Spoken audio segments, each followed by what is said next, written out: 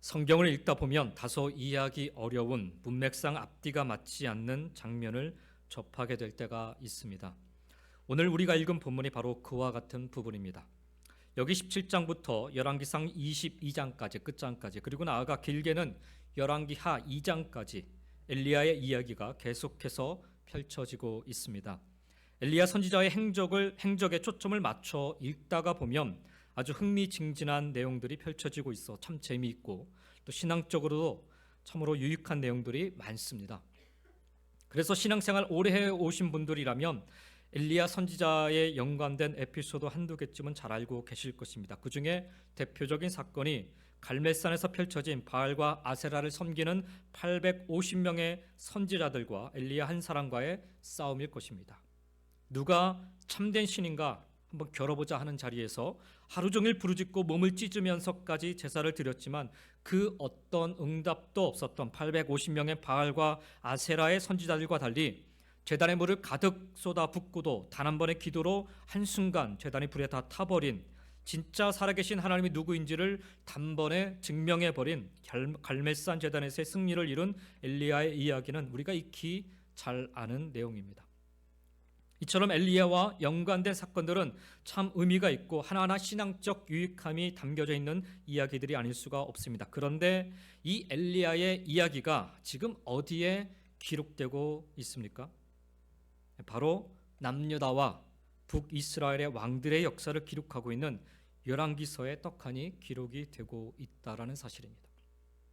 이사야서나 예레미야서 같이 선지서들에 기록된 내용이라면 사실 별 문제 없이 읽어도 될 것이지만 이게 왕들의 이야기를 적고 있는 일종의 신적 관점에서의 이스라엘 역사서에 기록되고 있다는 사실은 말씀을 준비하고 또 묵상하면서 저 개인적으로는 아주 적잖은 혼란을 가져오게 되었습니다. 왜 여기에 기록되었을까? 이 정도의 분량이면 따로 선지서로 빼서 기록을 해도 됐을 법한데 왜 이 왕들의 이야기를 적고 있는 내용 가운데 이 엘리야에 관한 이야기를 이렇게 적었을까? 분량상으로 봐도요, 역대 그 어느 왕들의 이야기보다 훨씬 더 긴 무려 8장에 걸친 긴 분량으로 엘리야 사건을 다루고 있습니다. 물론 엘리야와 연관된 아합 왕의 역사와 함께 다루고 있기는 하지만요, 그러나 그 중심은 아합 왕이 아닌 언제나 엘리야였습니다. 그래서 우리는 지금껏 한 번도 시대해 보지 않은, 왜 하나님은 이곳 열왕기서에 남유다의 그리고 북이스라엘의 왕도 아닌 엘리야의 이야기를 이토록 장황하게 기록하게 하셨는가를 오늘 본문 말씀 속에서 엘리야의 행적을 통해 좀 발견해 보기를 원합니다. 그리고 그 의미는 과연 바벨론 포로기를 살아가는 남겨진 이스라엘 백성들에게는 무엇인지, 이 말씀을 1차적으로 접하고 읽고 있는 대상이 바벨론 포로기를 살아가고 있던 남겨진 이스라엘 백성들이지 않습니까? 과연 이 여기에 쓰여져 있는 엘리야에 관한 이 이야기가 그 백성들, 남겨진 바벨론 포로기를 살아가고 있는 그 남겨진 이스라엘 백성들에게 무슨 의미인지, 그리고 오늘을 살아가는 우리에게는 또한 무슨 의미인지를 함께 좀 생각해보고 발견해보는 시간이 되었으면 좋겠습니다. 우선 엘리야가 등장하고 있는 시기를 먼저 좀 살펴보겠습니다. 솔로몬 이후 이스라엘은 남유다는 르호보암을 중심으로, 그리고 북이스라엘은 여로보암을 중심으로 둘로 나뉘게 되었습니다. 남유다는 지난 시간까지 살펴본 바대로 르호보암, 아비암, 아사 왕이 통치를 하고 있었고요. 북이스라엘은 여로보암, 나답, 바하사, 엘라, 시므리, 오므리에 이어 여기 본문에 나와 있는 아합 왕이 통치를 하게 됩니다. 특히 북이스라엘은 채 2대를 넘지 못하고 반역과 반란으로 왕권이 자주 바뀌어 왔습니다. 그나마 오므리에 이어서 왕위에 오른 아합에 의해서 비로소 북이스라엘도 한동안 그의 자녀들이 왕조를 이루어가게 됩니다. 그래서 소위 말하면 오므리 왕조라 그렇게 부릅니다. 그러니까 오늘 본문의 배경이 되는 아합 왕은 북이스라엘 왕조의 큰 기틀을 세우는 인물인 셈입니다. 21년을 통치했으니까요. 근데 문제는 아합 왕이 그의 이전의 모든 사람보다 여호와 보시기에 악을 더욱 행한 사람이었다라는 것입니다. 그리하여 북이스라엘의 초대 왕이었던 여로보암의 죄를 따라 그대로 행한 정도가 아니라 오히려 여로보암이 행하였던 죄를 가볍게 여기고 그보다 더욱 악을 행하였다라고 성경은 적고 있습니다. 구체적으로 어떤 일을 행하였는가 하면 여러분이 지금 열왕기상 17장을 펴고 있는데 바로 앞장의 16장 뒷부분을 보면 성경의 기록에 의하면 그는 시돈 왕 앱바엘의 딸 이세벨과 결혼을 하고 시돈의 제단에 가서 바알을 섬겼다라고 하고 있습니다. 이세벨의 아버지 앱바알은 아스타롯 신전의 제사장이었어요. 그 제사장했던 사람이 히람의 후손이었던 펠레스 왕을 살해하고 왕 위에 올라서 시돈과 두루를 무려 32년간 다스렸던 인물입니다. 그래서 강력한 바알 숭배 사상을 전하고 곳곳에 바알을 섬기는 신전을 세우는 일들을 벌여왔던 것입니다. 통치의 이념으로요. 아합은 당시 북이스라엘을 종종 위협하였던 아람이라는 나라를 견제하기 위해서 정략적으로 북방의 시돈과 동맹을 맺기 위해서 그 앱바엘의 딸이었던 이세벨과 결혼을 하였던 것입니다. 결혼만 한 것이 아니라 시돈 왕의 마음에 들기 위해서 적극적으로 바알을 섬기는 일을 서슴지 않았던 것입니다. 그래서 시돈에까지 가서 자기 북이스라엘 땅이 아닌 시돈에까지 가서 바알을 예배하는 제사를 드릴 정도로 열심을 다하였고, 심지어 사마리아에는 바알을 위한 커다란 신전을 짓고 제단을 쌓았을 뿐만 아니라 나아가 거기에 아세라상까지 만들어서 이스라엘 백성들로 하여금 우상을 깊이 섬기도록 만들었던 것입니다. 아방이 얼마나 조직적으로 그리고 정치적으로 바알과 아세라 우상을 섬기도록 했던지 아주 짧은 시간 안에 무려 850명 이상이나 되는 바알과 아세라 신을 섬기는 선지자, 즉 제사장들이 이스라엘 땅에 존재할 정도였습니다. 적어도 한 사람이 한 신전을, 한 제단을 담당하고 있다라고 생각하면 북이스라엘 땅에 850개 이상의 제단들이 세워졌다라는 얘기입니다. 어마어마한 숫자입니다. 그래서 성경은 그는 그 이전에 이스라엘의 모든 왕보다 심히 이스라엘 하나님 여호와를 노하시게 하였더라라고 기록하고 있습니다. 바로 그러한 때, 즉 더 이상 하나님을 섬기지 않는 나라로 전락시켜버린 이 아합 왕의 때에, 더 이상 하나님을 찾지 않고 하나님에 대해서 알려고도 하지 않는 때에, 더 이상 하나님의 말씀이 들려지지 않고 아무도 하나님의 말씀에 관심이 없던 그때에, 더 이상 하나님이 아닌 바알이, 아세라가 자신들을 다스리는 신이라 인정하며 사는 바로 그때에 하나님은 북이스라엘의 길르앗에 살고 있던 누구의 자손, 누구의 자녀인지도 모를 디렙 출신의 무명의 한 사람을 역사의 무대에 불러 세우십니다. 그 사람이 바로 우리가 잘 아는 그 유명한 엘리야입니다. 본문 1절입니다. 길르앗에 우거하는 자 중에 디셉 사람 엘리야가라고 말씀합니다. 16장 마지막 부분에서 북이스라엘의 아합 왕 이야기를 하다가 17장에 들어와서는 갑작스럽게 엘리야의 이야기가 펼쳐집니다. 물론 엘리야가 활동한 시기는 아합 왕 시대인 것은 맞습니다. 그렇지만 순서상 아합 왕의 기록들이 쭉 나열되어야 되는 그런 타이밍에 갑작스럽게 엘리야의 등장을 알리면서 엘리야의 행적을 적고 있습니다. 후대의 이스라엘 백성들에게나 지금 우리에게 아주 잘 알려진 유명한 엘리야 선지자인 것은 맞지만 그 당시로 따지면 어디 시골 출신의 뜨내기 사람 이름이 갑자기 왕들 이름 사이로 등장을 하고 있는 셈입니다. 그래서 사실 이 뜬금없는 전개 속에 담긴 깊은 의미를 발견해내는 것이 중요합니다. 우선 엘리야의 족보는요, 온데간데 없고 무작정 그가 살던 장소 길르앗이 먼저 언급되고 있습니다. 이스라엘 백성들에게 길르앗 하면 떠오르는 이미지 혹은 사건은 무엇이었을까요? 길르앗에 해당하는 이 길르아드, 히브리어로 길르아드는 어원적으로 보면 창세기 31장에 나오는 야곱과 라반 사이에 맺은 언약의 증거를 뜻하는 이 아드라는 단어와 돌무더기를 뜻하는 깔이 결합된 단어입니다. 그래서 길르아드, 우리 한글 성경에는 길르앗이라 표현되어 있는데 이 길르아드는 증거의 돌무더기 혹은 기념을 위해 쌓은 돌무더기란 뜻을 가지고 있습니다. 야곱이 하란 땅에서 돌아올 때 자기 삼촌 라반이 추격해 오지 않습니까? 그래서 결국에는 추격해서 야곱을 붙잡았는데 그 전날 밤에 하나님이 라반을 꾸짖습니다. 그래서 조용히 아무 해함 없이 그냥 그대로 야곱 일행을 보냅니다. 그때 쌓은 돌무더기가 바로 이 길르앗에 세워진 증거의 언약의 돌무더기입니다. 그래서 이스라엘 백성들에게 길르앗 하면 그 사건이 가장 먼저 떠오르는 거예요. 아무도 하나님을 알려고도 하지 않고 관심도 갖지 않고 찾지도 않는 신앙의 암흑기라 할 수 있는 이 아합의 시대에 언약을 잊지 않고 기억하고자 쌓은 증거의 돌모더기 가운데 살던 한 사람을 하나님이 불러 세우십니다. 북이스라엘은 애당초 처음부터 하나님의 언약 속에 세워진 나라였지요. 솔로몬이 범죄함으로 말미암아 하나님은 그의 아들의 손에서 열지파를 떼어서 여로보암에 주시겠다라고 약속하시며 이렇게 말씀하셨어요. 열왕기상 11장 37절 38절 말씀에 보면 내가 너를 취하리니 너는 네 마음에 원하는 대로 다스려 이스라엘 위에 왕이 되되 르호보암에게 지금 하는 말입니다. 여로보암에게 지금 하는 말입니다. 네가 만일 내가 명령한 모든 일에 순종하고 내 길로 행하며 내 눈에 합당한 일을 하며 내 종 다윗이 행한 같이 내 율례와 명령을 지키면 내가 너와 함께 있어 내가 다윗을 위하여 세운 것 같이 너를 위하여 견고한 집을 세우고 이스라엘을 네게 주리라 라고 말씀하셨습니다. 이 약속 때문에 북이스라엘이 세워진 거예요. 원래는 세워질 수 없는 나라였죠. 그런데 번번이 세워진 북이스라엘의 왕들은 어떠했습니까? 하나같이 다 이 언약의 말씀과는 정반대의 길을 걷고 말았습니다. 그리고 아합의 시대는 가장 악한 길로 걸어가고 있던 시대였습니다.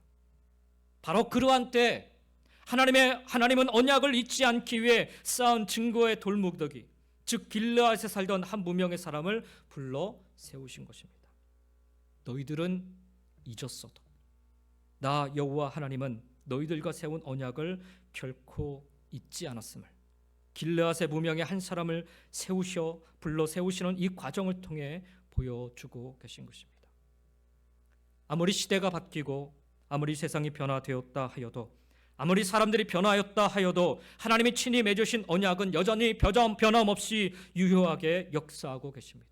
오늘도 사람들이 하나님에 대해 관심이 없고 하나님을 찾지도 하나님의 이름을 부르지도 않아도 하나님은 바로 그러한 때라도 무명의 한 사람을 불러 세우셔서 당신의 언약을 드러내시고 이루어 가십니다.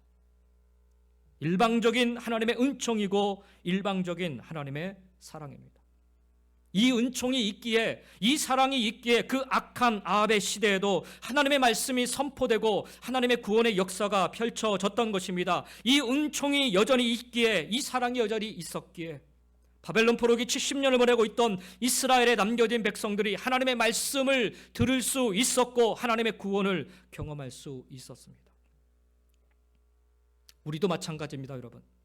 아무리 절망스러워도 아무리 소망이 없다 해도 우리가 아무리 하나님을 외쳐도 세상 사람들은 아무런 반응이 없고 아무런 일도 일어나지 않을 것만 같아도 일방적인 하나님의 은총은 여전하시고 일방적인 하나님의 사랑은 여전하시기에 오늘 우리 시대에도 소망이 있는 줄 믿습니다. 하나님은 그렇게 이 시대를 위해 또 다른 무명의 한 사람을 길르앗이라는 언약을 잊지 않기 위해 쌓은 증거의 돌모더기 속에 살아가는 그 한 사람을 일으켜 세워 사용하여 주실 줄 믿습니다. 그 한 사람, 이왕이면 저와 여러분이 될 수 있었으면 좋겠습니다. 언약을 잊지 않기 위해 쌓은 증거의 돌모더기 속에서 신실한 하나님의 언약의 말씀을 믿고 붙잡고 살아가시는 저와 여러분 모두가 다 되시기를 주 이름으로 간절히 축원드립니다. 자, 길르앗이라는 지명과 함께 바로 언급되는 사람이 엘리야입니다. 엘리야. 통상 선지자를 소개할 때면 누구의 아들 이 정도는 밝히는 게 상식입니다. 이사야 선지자를 소개하는 장면을 보면요, 이사야서 1장 1절에 보니까 유다 왕 우시야와 요담과 아하스와 히스기야 시대에 아모스의 아들 이사야가 유다와 예루살렘에 관하여 본 계시라라고 적고 있습니다. 예레미야 선지자의 경우에도 예레미야서 1장 1절에 보면 베냐민 땅 아나돗의 제사장들 중 힐기야의 아들 예레미야의 말이니라라고 적고 있습니다. 그런데 구약의 가장 위대한 선지자라 할 수 있는 엘리야를 소개하는데 1절 그런 내용이 없어요. 그냥 디셉 사람 엘리야라고만 소개를 합니다. 여기 디셉 사람, 디셉이라는 이름이 지명이 붙어 있는데 왜 디셉을 붙였느냐? 사실 디셉이 어딘지 정확히 몰라요.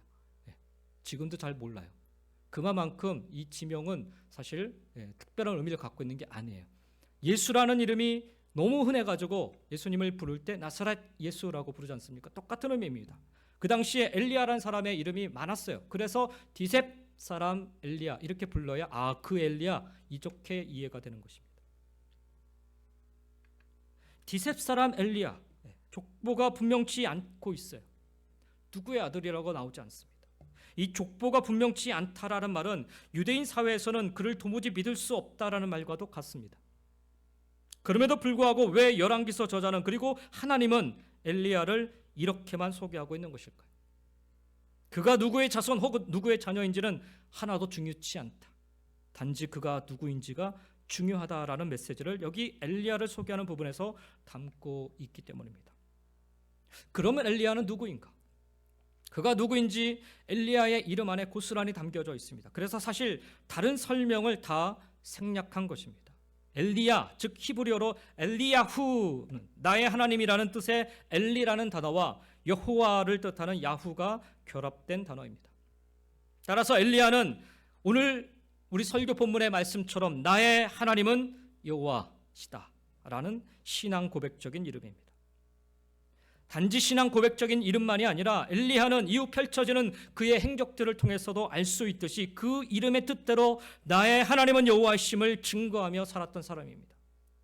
아까 서도에서도 말씀드렸듯이 더 이상 하나님을 찾지 않고요, 하나님에 대해서 알려고도 하지 않는 그때에 더 이상 하나님의 말씀이 들려지지 않고 아무도 하나님의 말씀에 관심이 없는 그때, 더 이상 하나님이 아닌 바알이 아세라가 자신들을 다스리는 신이라 인정하며 사는, 모두가 다 인정하며 사는 그때, 아무도 하나님의 이름을 더 이상 부르지 않는 그때 하나님은 나의 하나님은 나의 하나님은 여호와시다라고 자신의 신앙을 고백하고 그 하나님의 이름을 부르며 그 하나님의 말씀을 선포하며 이 땅의 참된 신은 바로 하나님이심을 만천하에 드러내며 살아가는 이 무명의 한 사람을 불러 세우신 것입니다. 통상 우리가 누구를 만날 때 자기 이름을 소개하지 않습니까? 나는 누구누구입니다, 나는 엘리야입니다 라고 자기를 소개할 때마다 뭐라고 얘기하는 거예요? 나의 하나님은 여호와십니다 라고 스스로 외치는 것입니다. 나의 하나님은 여호와십니다 라고 스스로 외치는 이 한 사람, 모두가 다 바알의 이름을 모르고 아세라 앞에 가서 절하며 경배하는 그 시대에 홀로 나의 하나님은 여호와십니다를 외칠 줄 아는 그 무명의 한 사람, 바벨론 포로로 끌려가 그 땅의 우상 앞에 절하며 살아야만 하는 신세로 전락해버린 바벨론 포로기를 살아갔던 남겨진 이스라엘 백성들, 모두가 다 바벨론 땅 곳곳에 세워진 신상을 하나님이라 불러야만 살 수 있었던 그 시대에 나의 하나님은 여호와십니다라고 외치는 그 한 사람의 모습이 얼마나 복되고 감격스러웠을까요? 나의 하나님은 여호와십니다.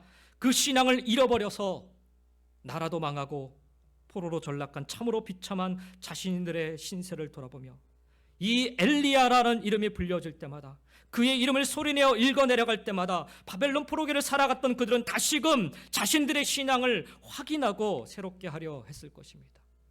나의 하나님은 바알이 아니고, 나의 하나님은 아세라가 아니고, 나의 하나님은 여호와이십니다.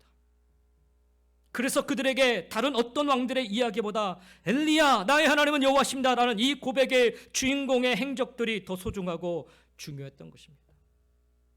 그래서 보면요, 마치 아방 시대에 오자마자 성경은 확대경으로 쭉 펼쳐서 자세히 그 시대를 보여주고 있는 것 같습니다. 무엇을 깊이 관찰하려고요? 나의 하나님은 여호와십니다라는 이 신앙의 고백의 그 증거의 삶이 어떻게 펼쳐지고 있는가를 더 깊이 살펴보려고 말입니다.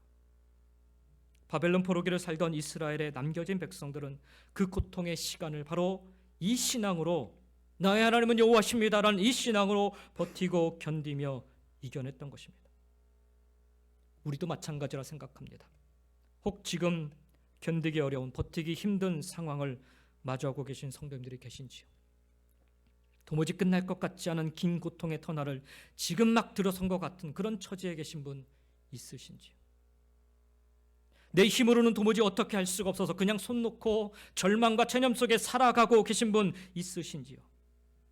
이스라엘 역사상 가장 악하다 평가받는 깊은 절망의 시대에도 엘리야를 통해 하나님은 백성들에게 소망을 그리고 구원을 전하여 주셨습니다. 그렇습니다. 엘리야 나의 하나님은 여호와십니다라는 이 신앙의 고백이, 이 믿음의 발걸음이, 그 증거의 삶이 아합의 시대를 이기게 하였듯이 바벨론 포로기 시대를 버티고 견디게 하셨듯이 오늘 우리의 시간 속에서도 동일하게 역사하여 주실 줄 믿습니다. 힘들 때마다 엘리야 나의 하나님은 여호와십니다를 외치시기 바랍니다. 고통스러우실 때마다 엘리야 나의 하나님은 여호와십니다라고 고백하시기 바랍니다. 여러분이 외치실 때 하나님 구원의 손길로 응답하여 주실 것입니다. 여러분이 고백할 때 하나님 나의 하나님이 되어주셔서 은혜로 인도하여 주실 것입니다. 나의 하나님은 여호와십니다를 외치고 고백하며 산 엘리야의 삶 속에 신실하게 응답하여 주신 하나님께서 저와 여러분의 구하고 찾고 부르짖는 삶 속에서도 동일하게 응답하시고 동일하게 역사하여 주시기를 예수님의 이름으로 간절히 축원드립니다. 자, 엘리야가 어떤 사람인지를 설명한 저자는요, 이제 그가 무엇을 하였는가에 초점을 맞춥니다. 1절의 말씀을 다시 한번 읽어보겠습니다. 1절입니다. 같이 읽겠습니다. 길르앗에 우거하는 자 중에 디셋 사람 엘리야가 아합에게 말하되 내가 섬기는 이스라엘의 하나님 여호와께서 살아 계심을 두고 맹세하노니 내 말이 없으면 수년 동안 비도 이슬도 있지 아니하리라 하니라. 길르앗에 살던 디셋 출신의 무명의 사람 엘리야에게 하나님의 말씀이 임합니다. 그가 받은 말씀은 아방에 가서 비가 오지 않을 거라는 가뭄을 선포하라는 것입니다. 가장 절망스러운 순간은요, 그 어떤 하나님의 음성도 그리고 말씀도 들리지 않을 때입니다. 그런데 보면 지금 북이스라엘의 그 신앙적으로 가장 절망적인 시대라고 하지만 그러한 때에도 여전히 하나님의 말씀은, 하나님의 음성은 당신의 종들을 통해 들려주고 있었고 전달되고 있었습니다. 따라서 아방의 시대가 가장 악한 시대라고는 하지만, 그래서 모두가 다 하나님을 버리고 외면한 시대라 하지만 반대로 아방의 때 가장 왕성히 하나님의 말씀이 임하였던 때이기도 합니다. 가장 타락한 시대에 하나님은 가장 뜨겁게 역사하셨습니다. 나중에 19장에 가서 확인하게 되겠지만 엘리야와 같이 바알에게 무릎을 꿇지 아니한 사람들이 7,000명이나 되는 사람들이 이스라엘 땅에 남겨져 있었습니다. 그 중에 한 명이 엘리야의 뒤를 이어 선지자 사역을 감당한 엘리사입니다. 남겨진 그 많은 무리들을 통해 훗날 성경을 보니까 선지학교가 세워졌다고 합니다. 오늘날과 같은 신학교 개념이라 할 수는 없겠지만 분명 이를 통해 어떠한 형태로든 여호와 하나님을 섬기는 신앙의 운동이 북이스라엘에서 일어났던 것은 분명합니다. 그것도 아방이라는 가장 악한 왕의 시대 말입니다. 바로 그러한 때에 하나님의 말씀이 엘리야에게 임하게 된 것입니다. 그 받은 말씀을 가지고 엘리야는 와방에게 나아갔던 것입니다. 그때 엘리야가 아방 앞에서 이렇게 이야기를 합니다. 1절 중반부를 보시면 내가 섬기는 이스라엘의 하나님 여호와께서 살아 계심을 두고 맹세하노니라고 선언합니다. 여기 보면 내가 섬기는 하나님이라 엘리야가 고백을 합니다. 여기에 해당하는 히브리어를 보면은 아마드티 레파나유라는 그런 단어가 사용되고 있습니다. 문자적으로 내가 그 앞에 서 있다라는 뜻입니다. 아마드티는 내가 서 있다라는 뜻이고 레파나유는 얼굴이라는 의미가 포함되어서 그의 면전에 혹은 그의 앞에라는 뜻입니다. 그래서 내가 하나님 앞에 그 앞에 서 있다라는 뜻이 바로 아마드티 레파나유, 내가 섬기는 하나님이라는 단어의 뜻입니다. 여기 보면 신앙의 아주 기본을 말씀하고 있어요. 하나님 앞에 서지 않으면 하나님의 음성과 말씀은 들을 수 없습니다. 이스라엘 백성들이 하나님의 음성을 듣지 못한 이유는 그들이 하나님의 앞이 아닌 바알과 아세라 신상 앞에 나아가 그 앞에 서서 그 우상들을 경배하고 예배하고 있었기 때문입니다. 반면에 엘리야는 길르앗 언약의 증거의 돌모더기 속에서 하나님 앞에 서서 하나님만을 섬기고 있었기에 그는 살아계신 하나님의 음성을 들을 수 있었던 것입니다. 엘리야는 무엇보다도 하나님 앞에 나아가 그 앞에 서 있는 삶을 살았습니다. 그가 기도하여 3년 반 이스라엘 땅에 비가 오지 않아 가뭄이 들게 했고, 또 그가 기도함에 하늘에서 큰 비가 내린 것이 위대한 일이 아니라, 잘 들으십시오 여러분, 비가 오게 하고 오지 않게 하고 하는 것이 위대한 일이 아니라 그가 기도하여서 850명의 우상을 섬기는 제사장과의 싸움에서 갈멜살 제단에 큰 불이 내려오게 한 것이 위대한 일이 아니라 가장 크고 가장 위대한 결단과 그 일은 바로 엘리야가 살았던 그 절망의 시대에 하나님 앞으로 나아가 하나님의 이름을 부르며 하나님 앞에 서는 일인 것입니다. 위대한 일은 바로 하나님의 음성을 들으면서부터 시작이 되기 때문입니다. 목사로서 사역지에 부임해서 담임 목사로서 사역을 감당할 때 이전과는 다른 뭔가 획기적인 새로운 사역을 하려 노력을 많이 합니다. 특히 담임 목사 사역을 처음 감당하시는 분들은 이런 모습이 좀 더 심합니다. 어떤 의미 있는 성과를 내야 사람들이 알아주고 또 하나님도 알아준다라고 생각하기 때문일 것입니다. 근데 사실 제일 중요한 것은 목사로서 해야 될 가장 중요한 일, 가장 크고 가장 중요한 일은 하나님 앞에 나아가 그 앞에 서는 것입니다. 이거는 목사든 성도님들이든 똑같습니다. 보십시오. 엘리야가 아방 앞에 나아가 그 엄청난 심판과 재앙의 말씀을 선포한데 그는 어떠했나요? 무슨 대단한 사역들이 그 뒤를 이어 계속해서 펼쳐졌습니까? 사람들이 그를 알아보고 대접을 해 주었던가요? 오늘 본문 말씀 속에서도 확인해 볼 수 있듯이 그는 세상적으로 보면 그 엄청난 일을 하고도 어느 순간 사라져 그리 시냇가에 가서 숨어버립니다. 숨어 지내게 됩니다. 하나님이 그리 시키신 것이죠. 갈멜산에서 그 엄청난 역사를 일으킨 뒤에도 엘리야는 850명의 이방신을 섬기는 제사장들을 모조리 다 잡아 죽이지 않았습니까? 이 또한 얼마나 크고 위대한 일이겠습니까? 그런데 바로 뒤이어 무슨 일이 벌어졌어요? 엘리야는 두려운 나머지 로뎀 나무 아래 가서 죽기를 청합니다. 성경에서는 엘리야가 어떤 큰 일을 했는가 그다지 중요하게 생각하지 않고 있습니다. 아마 오늘날 같으면 제가 기도해서 여기 이 강단에서 불이 막 내려오게 하였다면, 그래서 그날 이 강단이 다 태워졌다면 아마 제 스스로 신문에 이렇게 돼서 특필을 냈을 거예요. 이필수 목사 기도하여 하늘의 불을 끌어내리다.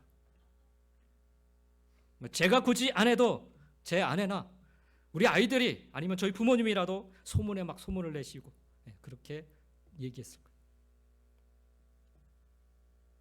근데 그 엘리야를 보면요, 그는 그 어떤 큰 일을 감당했어도 여전히 하나님 앞에 가 있습니다. 자신의 의지로든 하나님의 강권하심으로든 그는 항상 하나님 앞으로 나가 그 앞에 서 있었습니다. 신앙의 가장 기본 같아 무척이나 쉬울 것 같지만 사실 가장 힘들고 가장 어려운 일입니다. 그래서 저는 하나님 앞에 서는 것이 우리 신앙의 가장 큰 일이다라고 감히 말씀드릴 수 있습니다. 얼마 전 랜싱 새서망 침례교회에서 목사 안수식이 있었는데 제가 축사 순서를 맡아서 가서 전해드린 말씀이 예배하는 목사 되십시오, 기도하는 목사 되십시오, 이 말씀 전해드렸어요. 예배 안 하는 목사가 있을까요? 있더라고요. 기도 안 하는 목사 있을까요? 있더라고요. 어떻게든 잘하고 있는 새벽기도에 힘들으니까 새벽기도 중단하고 그런 목사들도 있더라고요. 여러분, 예배라고 다 같은 예배가 아닙니다. 내 마음대로 드리는 예배는 결코 하나님께 드리는 예배가 일 수가 없습니다. 하나님께 초점이 맞춰져 있지 않고 사람들에게 초점을 맞추고 무엇보다 내 마음에 초점을 맞춰 예배를 드린다면 그 예배는 결코 하나님이 받으시는 예배가 될 수 없습니다. 기도는 하나님의 뜻을 알기 위해 하나님의 뜻에 순종하게 드리는 시간입니다. 그런데 우리는 종종, 아니 자주 내 뜻을 하나님께 통보하기 위해 내 뜻대로 이루어 달라고 기도할 때가 많습니다. 그리고는 기도했다라고 생각합니다. 그러나 그것은 엄밀한 의미에서 기도일 수가 없습니다. 기도는 하나님과의 친밀한 관계 속으로 나아가는 시간이며 바로 그렇기에 하나님이 어떤 분이신지를 안다면 감히 내 뜻을 강요하듯 들이내밀기보다는 하나님의 뜻 앞에 순복하고 순종할 수밖에 없는 것입니다. 그래서 제대로 기도하고 난 뒤에는요, 비록 내가 원하는 대로 하나도 이루어지지 않아서도 평안이 밀려오고 기쁨이 가득할 수밖에 없는 것입니다. 그리 아니하셨어도 감사가 넘쳐나는 것입니다. 왜요? 하나님의 뜻이 무엇인지를 알았기 때문이죠. 진짜 기쁨은 나를 향한 하나님의 뜻이 무엇인지를 알 때 아무리 슬퍼도 기쁘고요, 아무리 고통스러워도 기쁘고요, 아무리 죽을 것만 같아도 기쁩니다. 이게 하늘에서부터 내려오는 기쁨이기 때문에 그래요. 이게 어떻게 가능하냐? 바로 하나님 앞에 설 때입니다. 그래서 신앙생활에서 가장 쉬운 것 같은데 이게 가장 어렵고 큰 일인 것입니다. 저는 지금도 이게 어려워요. 네, 어렵습니다. 여러분은 어떠신지 모르겠어요. 엘리야는 바로 내가 섬기는 이스라엘의 하나님을 고백하며 그분 앞에 서기를 가장 힘쓰며 살았습니다. 그런 그에게 그 절망의 시대, 아무도 하나님을 찾지 않고 모두가 하나님을 외면하고 다들 우상 앞으로 달려가던 그 시대에 하나님의 말씀이 임하였던 것입니다. 하나님의 음성이 들려졌고 하나님의 말씀을 받을 수 있었으며 그 말씀에 순종할 수 있었습니다. 바벨론 포로기를 살아가는 백성들에게는 바로 이 부분이 뼈아프게 다가왔던 것입니다. 우리는 하나님을 온전히 섬기지 못했다. 우리는 하나님 앞으로 나아가 그분 앞에 서기에 부족했고 많이 실패했다. 제가 어제 잠을 자는데 막 잠들기 직전에 갑자기 이 문장이 생각이 났어요. 왜 하나님이 아방 시대를 이렇게 길게 이스라엘 백성들에게 남기셨을까? 그 아방의 시대가 바로 바벨론 포로를 겪을 수밖에 없었던 이유이기 때문에 똑같습니다. 똑같은 일들이 그 일들을 행했던 거예요. 그래 아방 시대를 보면서 눈물을 흘리지 않을 수가 없어요. 우리가 저랬구나. 우리가 이래서 우리가 이렇게 지금 망했구나. 하나님이 그 마음을 전하여 주신 거예요. 이 아방 시대를 통해서. 예전에는 제가 이 아방 시대를 보면서 이런 뭐 망할 왕 같은 일하고 어떻게 이런 일을 할 수 있을까라고 그냥 악에 받쳐서 제가 말씀을 읽었는데 말씀의 은혜가 다시 다른 거예요. 이 아방 시대를 보면서 제 자신이 자꾸 들여다보시는 거예요. 이것 때문에 그렇구나. 이것 때문에. 아마 바벨론 포로기를 살아가는 백성들에게는요 이 뼈 아프게 다가오고 우리는 하나님을 온전히 섬기지 못했다는 거예요. 우리는 하나님 앞으로 나아가서 그분 앞에 서기에 부족했고 실패했다는 거예요. 그러하기에 지금 우리가 이곳 바벨론 땅에서 해야 할 일은 아방 시대에 엘리야가 그 암흑을 뚫고 일어날 수 있었던 것처럼 우리도 하나님 앞에 서서 하나님을 섬길 수 있어야 한다라는 다짐과 결심이었습니다. 그의 대표적인 예가 다니엘입니다. 다니엘은 하루에 3번 왕의 엄중한 명령이 있었음에도 불구하고 그는 변함없이 예루살렘 성전을 향하여 엎드려 기도하기를 멈추지 않았습니다. 비록 그가 사자굴에 던져질지언정 그는 여전히 하나님 앞에 서기를 하나님만 섬기기를 멈추지 않았습니다. 다니엘과 같은 이들이 있었기 때문에 훗날 예루살렘 성벽을 재건하는 일에 앞장서 헌신하는 이들이 일어났던 것입니다. 예루살렘 성전을 세우는 그 수고로운 일에 기쁨으로 자원하는 이들이 일어났던 것입니다. 부와 명예가 보장된 일이 아니었음에도 이미 몇 세대가 지나서 새로운 세대는 아무런 의미와 가치를 찾을 수 없었을 터인데도 말입니다. 그들은 그렇게 하나님 앞에 서기를 먼저 결단하며 살았기에 아무리 오랜 시간이 흘렀어도 모두가 다 잊혀졌다 생각하는 그 순간에도 다시금 일어나 하나님의 회복케 하심을 경험할 수 있었습니다. 사람들은 그렇게 이야기할지 모르겠습니다. 야, 어떻게 70년이라는 세월이 지났는데 저들이 이 일을 이룰 수 있었는가? 정말 대단하다. 야, 이스라엘 백성들 정말 대단하다. 이렇게 얘기할 수 있을지 모르겠습니다. 그러나 사실 그들이 바벨론 포로를 마치고 돌아와 예루살렘 성을 재건한 일이 대단한 것이 아니라 예루살렘 성전을 다시금 세운 것이 대단한 것이 아니라 애당초 하나님을 향한 신앙을 이방 나라 바벨론 땅에서 잊지 않고 지키며 하나님 앞에 서 있었던 그 사실이 더 크고 더 위대한 일이었던 것입니다. 사랑하는 성도 여러분, 그렇습니다. 하나님 앞에 먼저 서는 일, 그 일이 가장 중요하고 가장 위대한 일입니다. 교회 안에서든 혹은 여러분 인생 가운데 무슨 큰 일을 계획하고 이루려 하시기 전에 그 전에 먼저 하나님 앞에 서 계시기를 주의 이름으로 간절히 축원드립니다. 하나님을 먼저 온전히 섬기시는 여러분 모두가 다 되시기를 축원드립니다. 그리할 때 우리로 하여금 위대한 일을 할 수 있는 하나님의 음성, 그분의 말씀이 들려지게 될 것입니다. 그 음성, 그 말씀이 들려질 때 믿고 순종하면 그때는 세상이 깜짝 놀랄 만한 하나님의 역사를 보게 될 것입니다. 끝으로 한 가지 더, 엘리야는 아방 앞에서 다음과 같이 선포를 합니다. 1절 하반절의 말씀을 보십시오. 이스라엘의 하나님 여호와께서 살아계심을 두고 맹세하노니 내 말이 없으면 수년 동안 비도 이슬도 있지 아니하리라 하니라. 엘리야가 지금 무슨 일을 행했는지를 우리가 지금 보고 있어요. 여기서 우리가 주목해야 할 말씀은요, 뒷부분이 아니라 앞에 부분의 내용입니다. 지금 엘리야가 역사의 무대에 처음 등장하던 시기가 어떤 시기라고 했어요? 더 이상 하나님을 섬기지 않는 나라로 전락시켜버린 아방의 때라고 말씀드렸어요. 더 이상 하나님을 찾지 않고 하나님에 대해서도 알려고도 하지 않는 그때라고 말씀드렸어요. 더 이상 하나님의 말씀이 들려지지 않고 아무도 하나님의 말씀에 관심도 없던 그때에 더 이상 하나님을 섬기지 않을 뿐더러 심지어 더 이상 하나님이 살아계신 분이라 믿지 않아, 그래서 바알과 아세라가 자신들의 참된 신이라 그렇게 믿고 섬기던 그때에 엘리야가 선포합니다. 이스라엘의 하나님 여호와는 살아계신 분이시라고. 이 말을 뒤집어 설명하면 너희들이 믿는 우상들은 다 죽은 신들이라 선언하고 있는 것입니다. 그래서 나중에 가서 엘리야는 이 자신감으로 갈멜산에서 850명의 우상을 섬기는 선지자 및 제사장들과 맞짱을 떴던 거예요. 맞짱. 850명이 아니라 8만 5천 명이 와도, 아니 그보다 더 많은 사람들이 와도 그들이 믿는 신은 어차피 아무 반응도 할 수 없는 죽은 신이기에 오직 유일한 하나님만이 참된 살아계신 하나님이시기에 그는 당당히 그 말도 안 되고 무모한 싸움을 벌여 승리할 수 있었던 것입니다. 사랑하는 성도 여러분, 신앙의 고백은 고백으로 끝이 나서는 안 됩니다. 신앙의 고백은 우리 삶의 행실로 나타나야 합니다.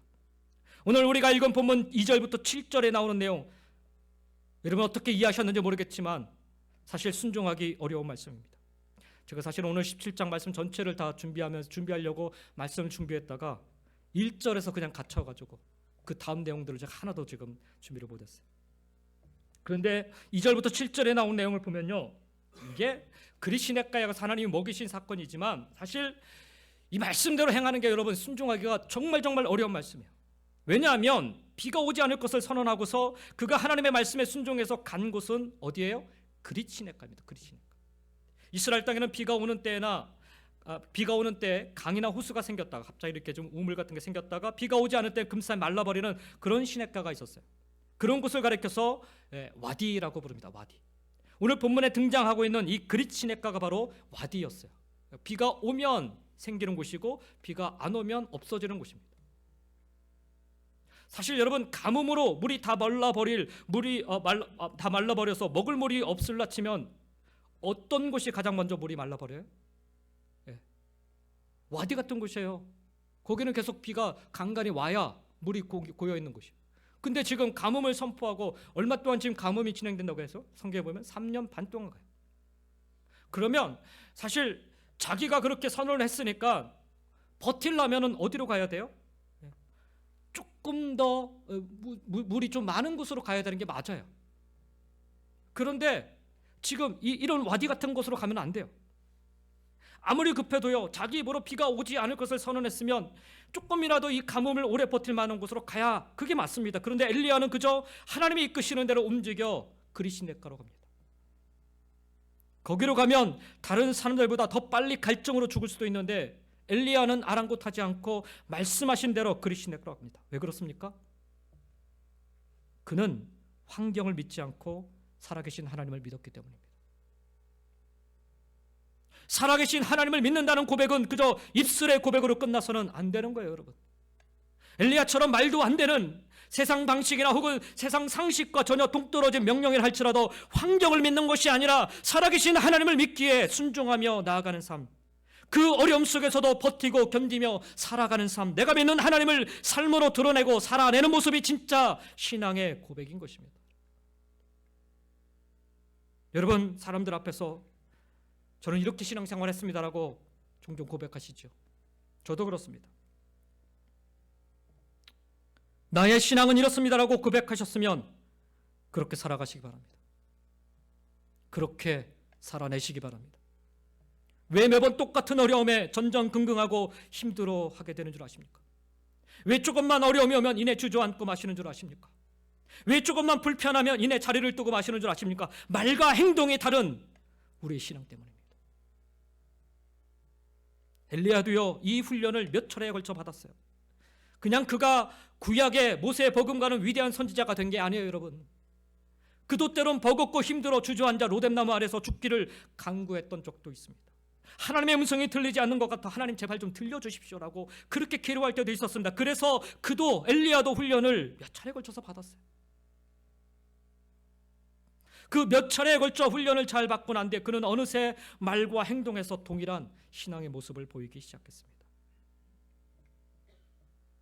이후에 펼쳐지는 상황들을 보면요, 그토록 악을 저지른 아합 왕에도 불구하고, 아니 심판을 선언하고 그를 당장에 죽여도 시원찮을 판에 어느 날은 하나님이 아합 왕에게 전쟁에서 승리를 주시겠다라고 약속하시는 그 말씀 가서 전해라, 이렇게 얘기하는 거예요. 여러분 같으면 전하시겠습니까? 그 원수 같은 사람이 지금 전쟁에서 승리할 거다라는 말씀을 전하라는데 저 같으면 안전하게 못 들은 채 할 것 같습니다. 요나처럼. 하나님 뭐라고요? 잘 안 들리는데. 근데 엘리야는 그 악한 왕 아합에게 하나님의 음성을 그대로 전합니다. 왜 그렇습니까? 나의 신앙은 상대에 따라 변하는 신앙이 아니라 내가 믿는 하나님은 대상에 따라 변하시는 분이 아니기 때문이죠.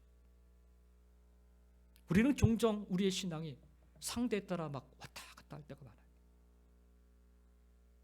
그래서 하나님, 내가 믿는 하나님도 어떤 상대에 따라서 그렇게 바뀌실 거라 그렇게 이해할 때가 많다라는 거예요. 그러나 그렇지 않다라는 거예요. 그래서 엘리야는 말과 행동에서 동일한 모습을 보입니다. 나의 신앙은 상대에 따라 변하는 신앙이 아니었기 때문에, 내가 믿는 하나님은 대상에 따라 변하시는 분이 아니었기 때문에, 살아계신 하나님을 믿기에 변함없는 모습으로 그 하나님을 계속해서 증거하며 엘리야는 살아갑니다. 그 모습이 진짜 믿는 자의 모습인 것입니다. 바벨론 포로기를 살아가던 이스라엘의 남은 자들은 아마도 이 말씀을 곱씹어 생각해 보았을 것입니다. 살아계신 하나님이다 라고 고백을 하면서도 자신들이 당하는 처지가 처량하고 고통스러워 도대체 살아계신 하나님이시라면 우리가 이런 포로 취급받으며 사는 게 맞나 생각하며 원망만 늘어놓고 고통스러운 나날을 보내왔는데, 살아계신 하나님을 고백하고 산다는 진짜 의미는 이런 것이구나 하면서 그들은 다시금 자신들의 신앙을 돌아보며 점검하고 새롭게 다짐하는 시간을 가졌던 것입니다. 그래서 포로기 세월 70년이 다 차기까지 그들은 결코 포기하지 않았고요. 아니 오히려 더욱 시간이 가면 갈수록 회복에 대한 간절한 소망을 품고 살았던 것입니다. 그 결과 느헤미야를 비롯하여서 스룹바벨 등의 인도하에 1차, 2차, 3차에 걸친 포로 귀환을 이룰 수 있게 된 것입니다. 거기 가면 어마어마한 부를 이룰 수 있다, 이런 게 없었어요. 여러분, 가면 그냥 진탕 고생해야 되는 거예요. 그런데도 1차에도 2차에도 3차에도 계속해서 사람들이 일어나 갔어요. 살아계신 하나님은 반드시 약속대로 이루신다라는 신앙의 고백대로 그들은 소망을 품고 변함없이 3세대가 흘러가는 동안 그렇게 살아왔던 것입니다. 아니 믿음으로 살아냈던 것입니다. 이제는 저와 여러분, 우리의 차례입니다. 하나님 살아계심을 믿고 고백하신다면, 그것이 저와 여러분의 신앙의 고백이라면, 그렇다면 우리도 엘리야처럼 살아내야 합니다. 비록 삶에 아무런 보장이 없어도, 그리 시냇가와 같은 환경이 여전히 내 눈앞에 펼쳐져 있어도, 언젠가 물도 말라버리고 먹을 것도 사라져 버리는 순간이 와도 여전히 변함없이 살아계신 하나님을 믿는 믿음으로 이 고난을, 이 어려움을, 이 고통의 순간을 이겨내며 살아내셔야 합니다.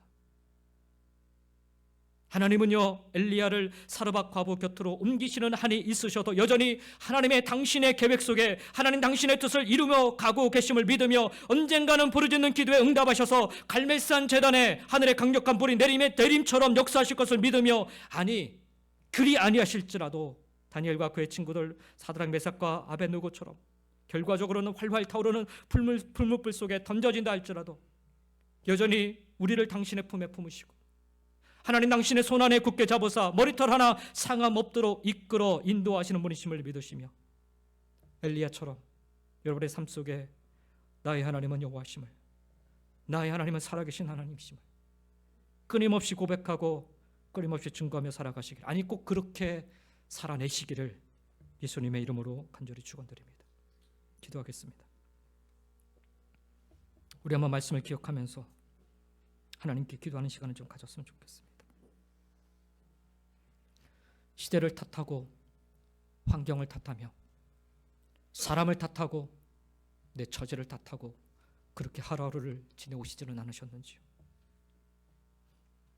내가 믿는 하나님은 어떤 하나님인지 오늘 한번 다시 한번 돌아보기를 원합니다. 엘리야는 그 절망의 시대에 하나님의 언약을, 약속을 벗음을 붙잡고 하나님 앞에 서 있었습니다. 여러분은 지금 어디에 서 계십니까? 하나님 앞에 서는 것 쉽지 않습니다, 여러분. 오늘 내가 서 있어야 될 자리가 어딘지를 하나님 내게 보여주시옵소서. 하나님의 약속의 말씀을 붙잡고 하나님 앞에 서는 자 되게 하여 주시옵소서. 하나님의 살아계심을 믿고 고백하면서도 내 마음대로 하나님을 이용할 때가 많았습니다. 내 마음대로 하나님을 여기다 갖다 붙이고 저기다 갖다 붙일 때가 너무나 많았습니다. 살아계신 하나님을 믿는 고백으로 아무리 어렵고 힘든 상황이 내 앞에 닥쳐온다 할지라도, 아무리 말도 안 되는 그런 순간들이 내게 찾아온다 할지라도 엘리야처럼 믿고 순종하며 살아가는 자 되게 하여 주시옵소서. 하나님은 나의 하나님이십니다. 나의 하나님은 여호와십니다. 살아계신 하나님이시다라는 고백을 하나님 입술로만 아니라 내 삶으로 살아낼 수 있도록 하나님 축복해 주시옵소서. 함께 기도하며 나가도록 하겠습니다.